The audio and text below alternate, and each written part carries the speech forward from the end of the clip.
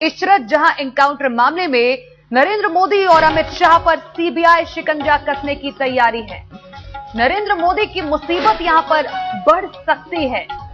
हम आपको बता दें 174 के तहत सीबीआई के सामने कुछ पुलिसकर्मी के बयान के आधार पर डीआईजी वंजारा राजेंद्र कुमार आईबी के जॉइंट डायरेक्टर के बीच बातचीत सुनी थी। और इशरत जहां एनकाउंटर मामले में मोदी और अमित शाह पर शिकंजा कस सकता है। मोदी की मुसीबत यहां पर एनकाउंटर केस में बढ़ सकती है। ऐसा माना है कि पूरी जानकारी थी यहां पर इस पूरे एनकाउंटर के बारे में। और अब 174 के तहत सीबीआई के सामने कुछ पुलिसकर्मी के बयान के आधार पर जो ये बातचीत थी डीआईजी वंजारा राजेंद्र कुमार आईबी के जॉइंट डायरेक्टर के बीच में बातचीत ये हुई थी।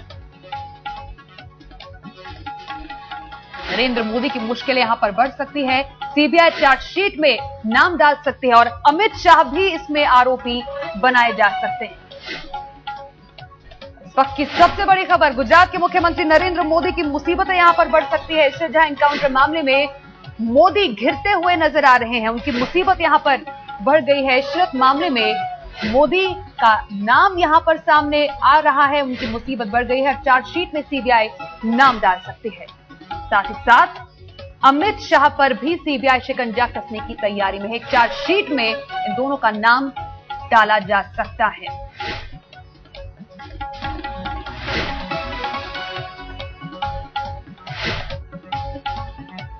क्या नरेंद्र मोदी अमित शाह को इशरत जहां एनकाउंटर के बारे में सब कुछ पता था? क्या पूरी जानकारी थी? इस पर अब नरेंद्र मोदी पर गाज गिर सकती है, उनकी मुसीबत बढ़ सकती है। साथ ही साथ अमित शाह को भी घेरने की तैयारी में सीबीआई यहां पर है। सीबीआई चार्जशीट में नाम डाल सकती है। और जानकारी के लिए बात करते हैं अपने संवाददाता संदीप सोनवलकर से। संदीप, नरेंद्र मोदी की मुश्किलें यहां पर बढ़ती हुई नजर आ रही है। देखिए, कांग्रेस की रणनीति साफ है कि एनकाउंटर केस में जहां मोदी बैकफुट पर है और मोदी के सलाह अमित शाह जिनको उत्तर प्रदेश भेजा गया, उनको तो खासतौर पर सीबीआई पहले ही इसमें नाम दर्ज कर चुकी है और वो लगातार इस पूरे मसले पर लेकर वो घेरे में रहे। अदालत उनके खिलाफ टिप्पणी करती रही है।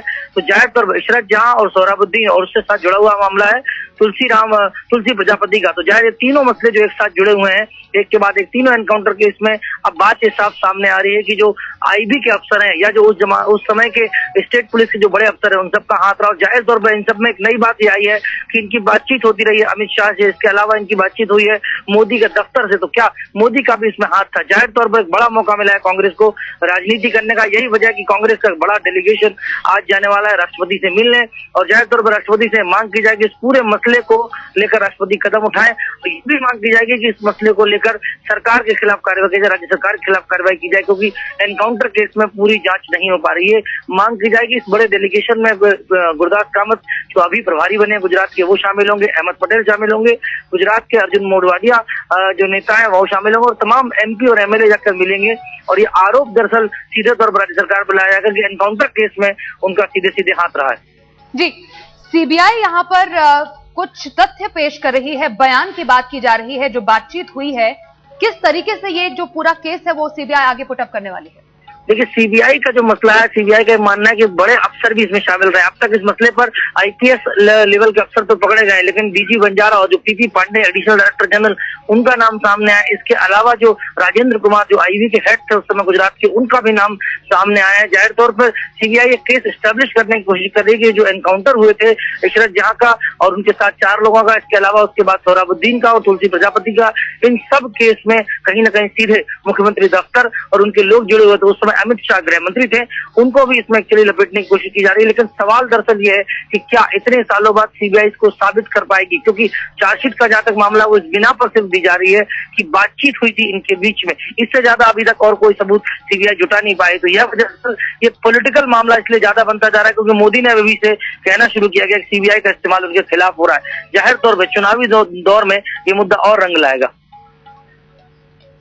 जी, संदीप, आप हमारे साथ बने रहिए क्योंकि इस वक्त हमारे साथ गोपी घांगर जुड़ गई हैं। सीधे उनसे बातचीत करते हैं। गोपी, साफ तौर पर नरेंद्र मोदी के लिए मुसीबत बढ़ती जा रही है। बहुत पुराना मामला है लेकिन लपेटे में आखिरकार आ ही गए हैं।